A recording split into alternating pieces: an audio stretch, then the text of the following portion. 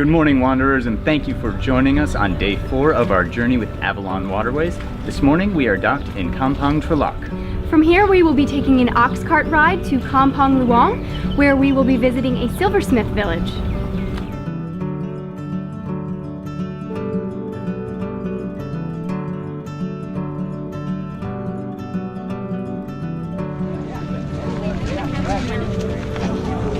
Go and pick up a picture, anyone that you like. Pick the best one. I like that one. Oh. That's too late. How about this one?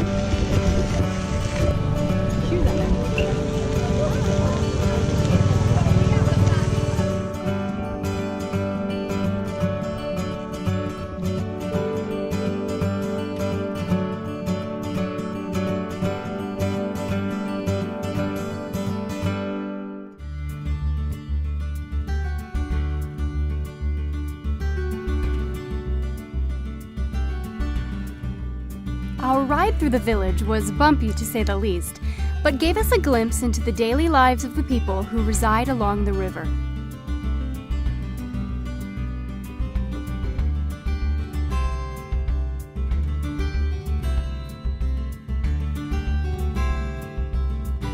We traded our ox cart for a coach bus and the rural scenery for an urban landscape on our way to the Silversmith Village.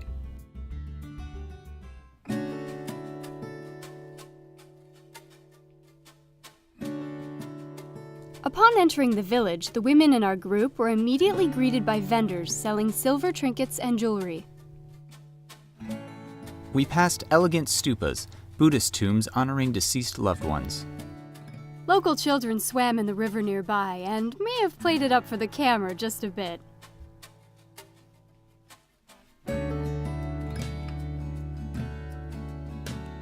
Once we arrived at the Silversmith, we learned that the people of this village have been crafting silver goods since the 16th century, passing the tradition down through the generations.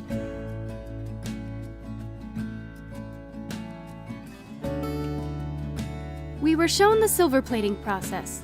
You can see the copper spoon turn a bright silver in seconds.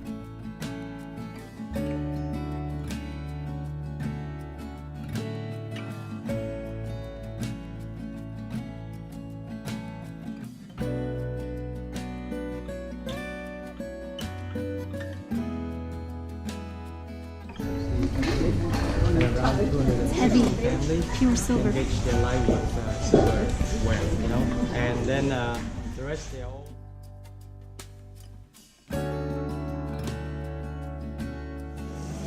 We just finished up at the Silversmith shop.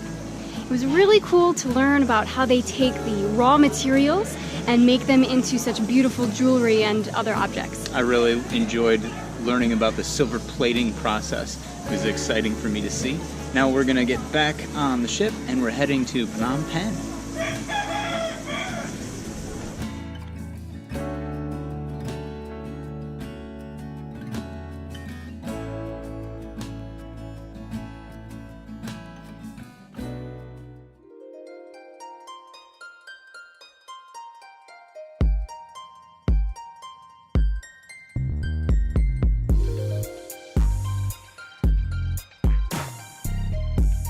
Well, wanderers, after a few hours sailing, we've made it to Phnom Penh, and we are riding around in a cyclo. We'll be heading to the Royal Palace and the National Museum. Kelly's on her own little cyclo, just a little while ahead. And this is like a bicycle with kind of a baby carriage attached. It's pretty interesting.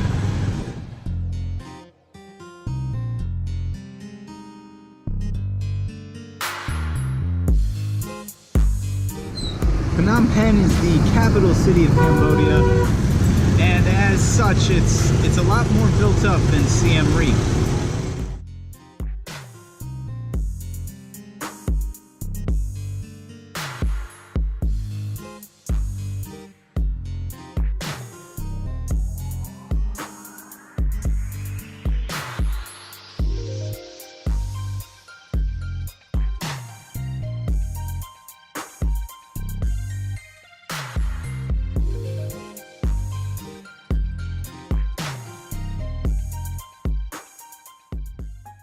The royal palace, spread out over 43 acres near the banks of the Tonle Sap River, serves as the royal residence of the King of Cambodia. The most impressive building is Throne Hall, built in 1866. It is used for royal weddings, coronations, and audiences with foreign dignitaries. Across from Throne Hall is the Moonlight Pavilion, which among other things serves as a dance performance venue. Grand stupas commemorate past kings and queens. And mannequins display the daily colors worn by the guides and staff of the palace. Hundreds of feet of frescoes depict scenes from the Riamker, an epic poem integral to Cambodian culture.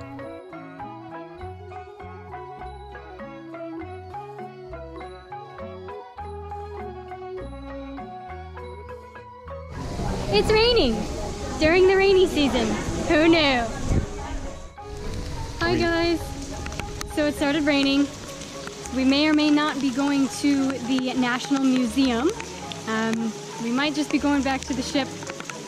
We'll see. But I thought we might enjoy us in our yellow poncho glory.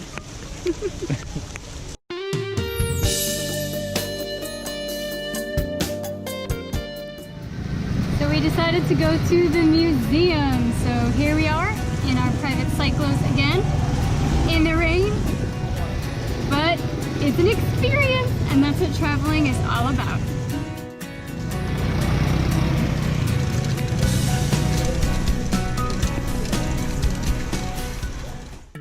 Built in the early 1920s, the National Museum of Cambodia houses one of the largest collections of Khmer art in the world. The collection displays both Hindu and Buddhist-inspired art, echoing the strong Indian influence on Cambodian culture. Although initially trained in the Indian tradition of high relief, Khmer artists developed their own style and began creating freestanding sculptures.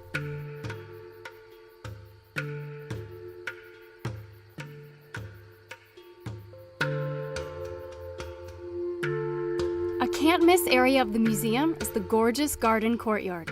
In addition to the 4 koi fish pools, you'll find stunning stonework, bas-reliefs, and Sanskrit inscriptions dating back to the 6th century. So fortunately, the rain subsided while we were at the museum, and we're able to enjoy our cyclo rides back with the top down.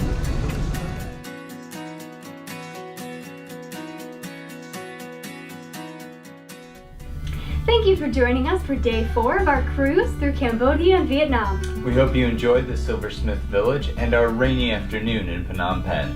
Come back for day 5 to learn about a dark time in Cambodia's history known as the Pol Pot regime. We'll see you there, wanderers.